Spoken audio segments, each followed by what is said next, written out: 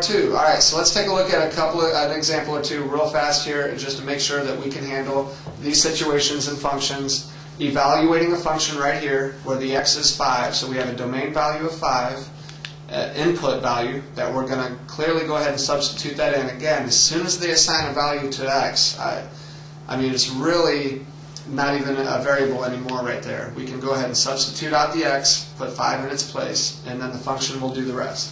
So right now this says -3 times x. Well, now that we know what x is, we can go ahead and say -3 times 5 right there. You see the substitution move. And right away you've got your order of operations coming into play. We go ahead and multiply before we add. So that's going to make -15. Adding 5 to that should produce a -10 result out of this. So we will do that right there. There's that order of operations I just mentioned a second ago. -15 plus 5 does give us our -10, rather, which I just said a minute ago. All right, so -10 is the range or output value now. So again, you can start to make your XYT table from the information that we just generated right here. They assign a value to x, that's 5. That's obviously the left side. That number would go on the left side of your T table. And then immediately across from that, we now have a output or range value of -10 to go right alongside that. And that would also produce an ordered pair if you wanted to go ahead and graph that. The ordered pair, 5, -10. You could graph that point on the coordinate plane. That would show up somewhere in the 4th quadrant. Right? You're going over 5 to the right and down 10, and you've got that graph started as well.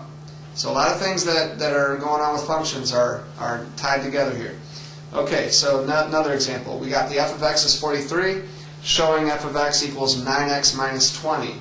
Find x. Okay, well, if they're going to say that the f of x is 43, then we're allowed to go ahead and substitute the 43 in the beginning, right there. Starting out with 43 equals 9x minus 20. Again, that's different than saying that x is something.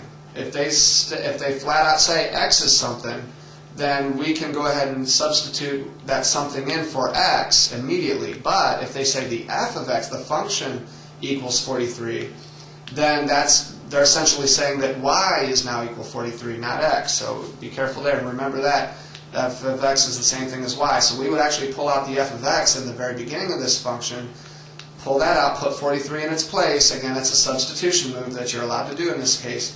And so therefore it would be 43 equals 9x minus 20, okay, as it shows there. And at this point we can go through our procedures to solve for x. You have a 9 and essentially a -20 out here that you're going to need to eliminate in order to get x by itself.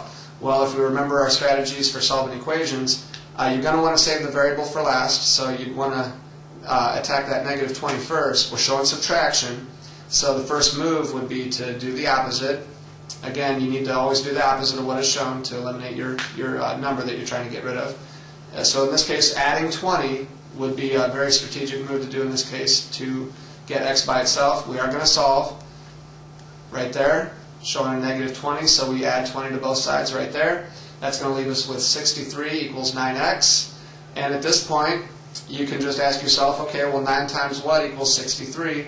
Or you can solve it the algebra way, which would be, we're showing multiplication here, 9 times x. So to eliminate that 9, we would need to do the opposite, which is divide. If we divide both sides by 9 right there, that's going to leave us with 7 for x. Okay, so we solved for x in that situation. We got x equals 7, final answer. And now that is our domain or input value that is paired up with the range or output value of 43. Normally when you substitute in, if you're making an XY table, the values are usually substituted in for x initially.